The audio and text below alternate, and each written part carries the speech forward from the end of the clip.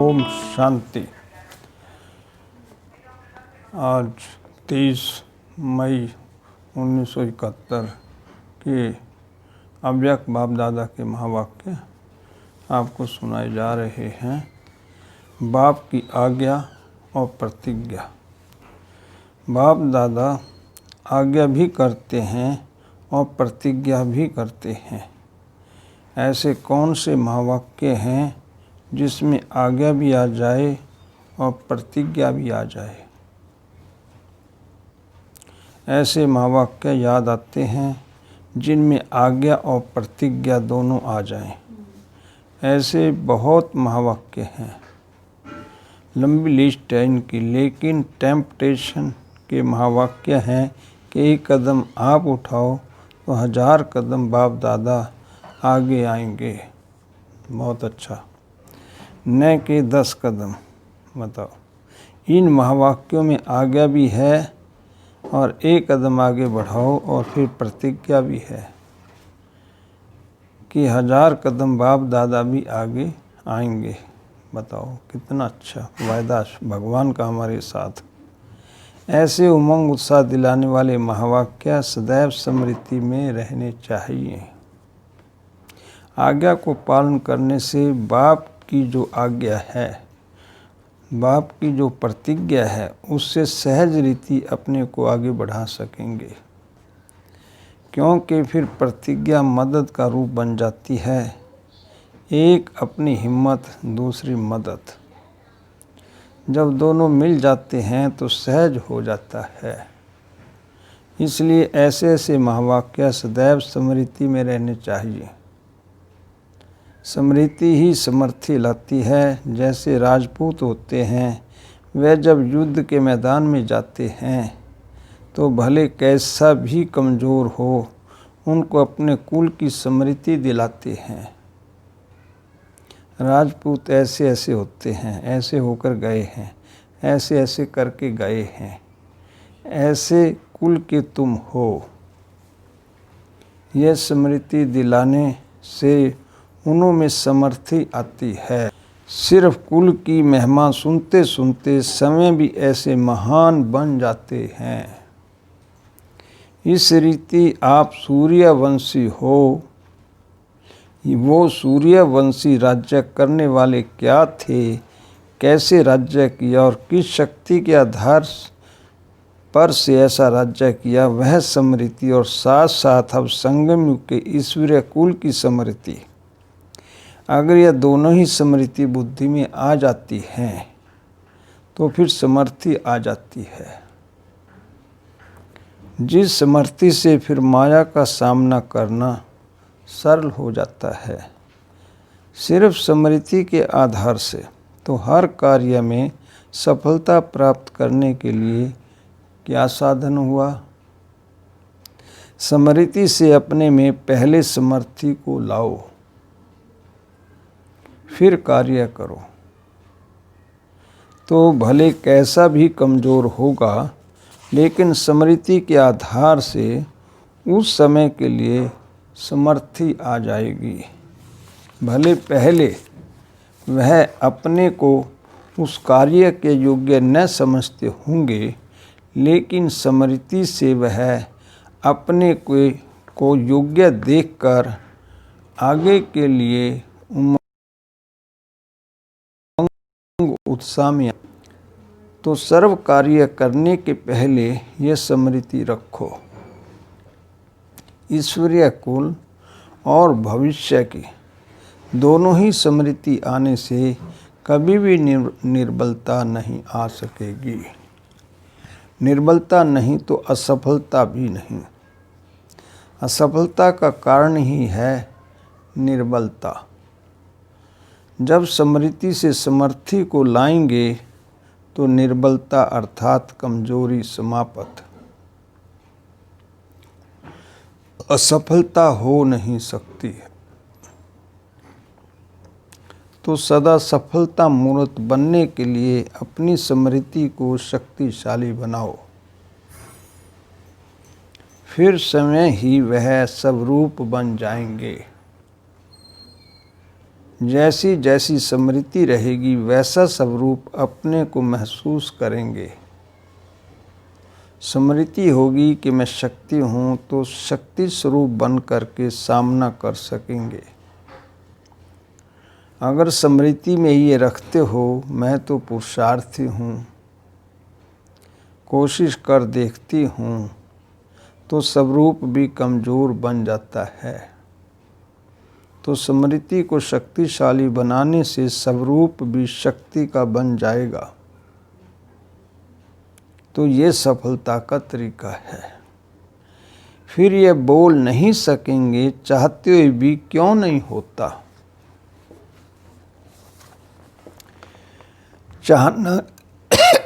चाहना के साथ समर्थी भी चाहिए और समर्थी आएगी स्मृति से।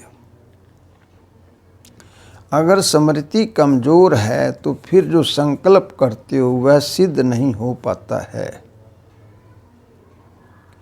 जो कर्म करते हो वह भी सफल नहीं हो पाते हैं। तो स्मृति रखना मुश्किल है, वह सहज है।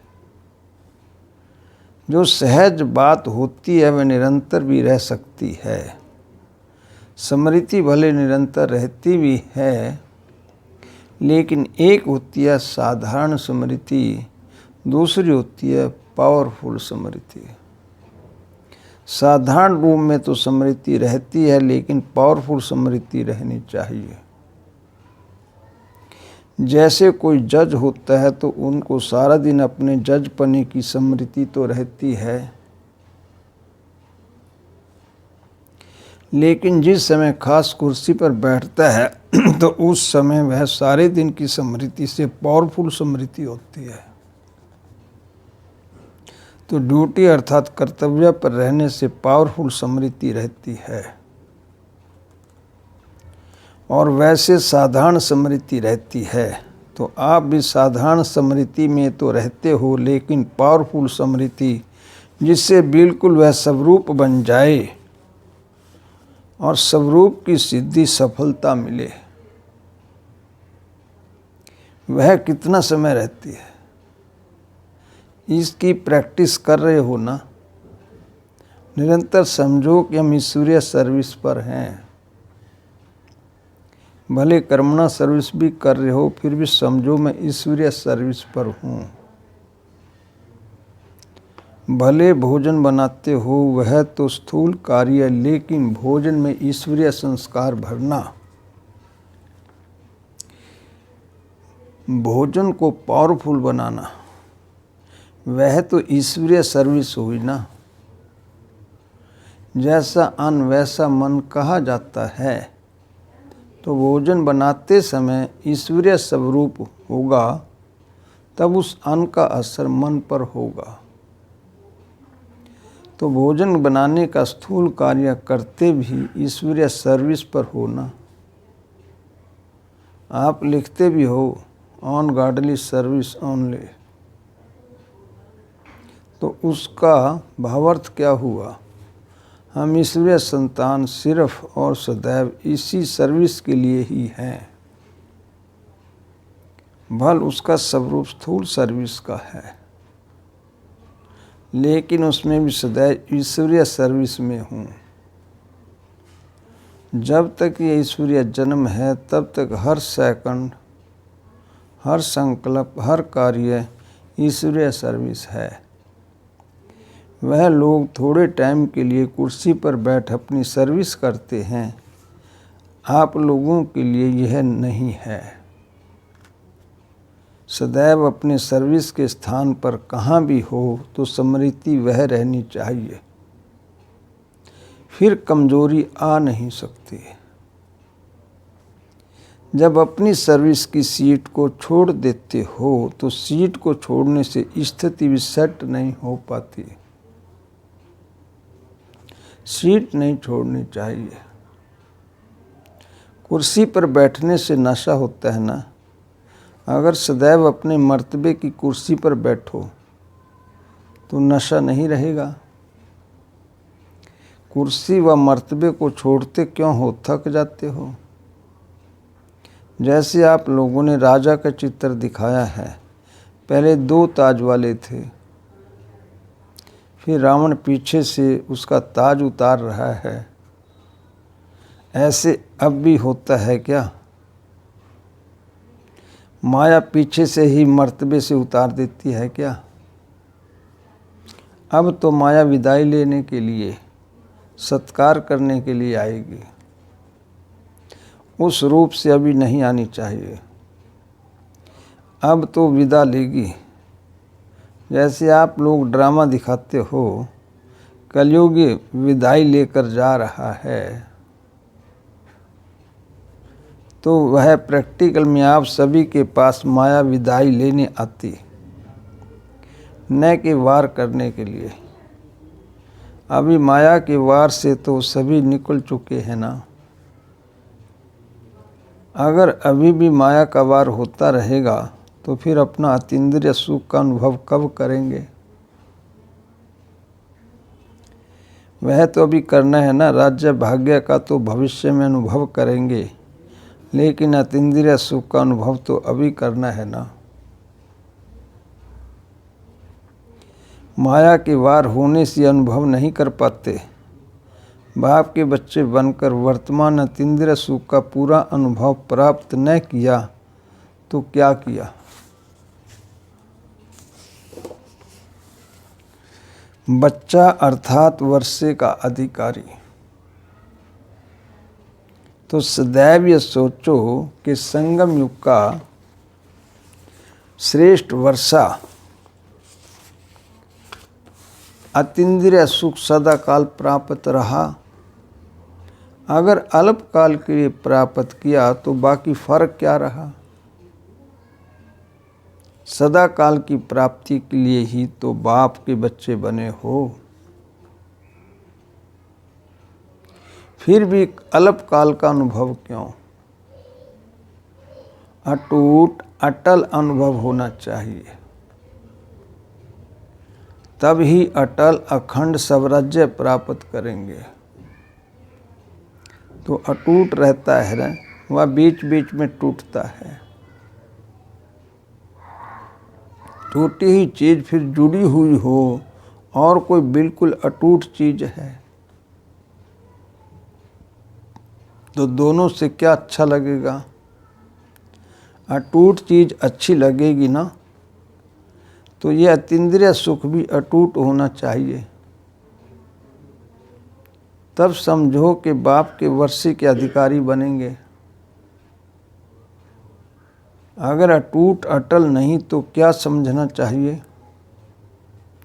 वर्षे के अधिकारी नहीं बने हैं, लेकिन थोड़ा बहुत दान पुण्य की रीति से प्राप्त कर लिया। जो कभी कभी प्राप्त हो जाता है, वर्षा सदैव अपनी प्राप्ति होती है।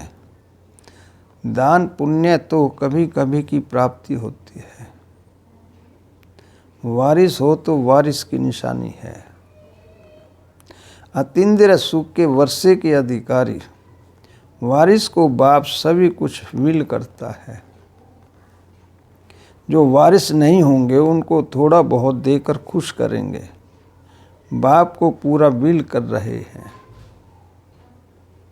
जिनका बाप के विल पर पूरा अधिकार होगा, उन्हों की निशानी क्या दिखाई देगी? वह विल पावर वाले होंगे। उनका एक एक संकल्प विल पावर वाला होगा। अगर विल पावर है तो असफलता कभी नहीं होगी। पूरे विल के अधिकारी नहीं बने हैं, तब विल पावर नहीं आती है। बाप की प्रॉपर्टी व प्रॉस्पेरिटी को अपनी प्रॉपर्टी बनाना,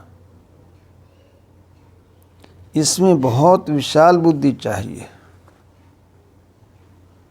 बाप की प्रॉपर्टी को अपनी प्रॉपर्टी कैसे बनाएंगे? जितना अपना बनाते जाएंगे उतना ही नशा और खुशी होगी। तो बाप की प्रॉपर्टी को अपनी प्रॉपर्टी बनाने का साधन कौन सा है?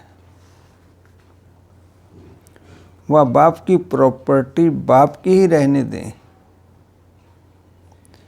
कोई ने अपना विचार बताया, जिनकी दिल सच्ची थी उन पर साहिब राजी हुआ। तब तो प्रॉपर्टी तो दे दी, अब उनको सिर्फ अपना बनाने की बात है। सर्विस व दान भी तब कर सकेंगे जब प्रॉपर्टी को अपना बनाया होगा। जितना प्रॉपर्टी होगी उतना नशे से दान कर सकेंगे व दूसरे की सर्विस कर सकेंगे। लेकिन बात है पहले अपना कैसे बनाएं। अपना बन गया फिर दूसरे को देने से बढ़ता जाता है। यह हुई पीछे की बात। लेकिन पहले अपना कैसे बनाएंगे।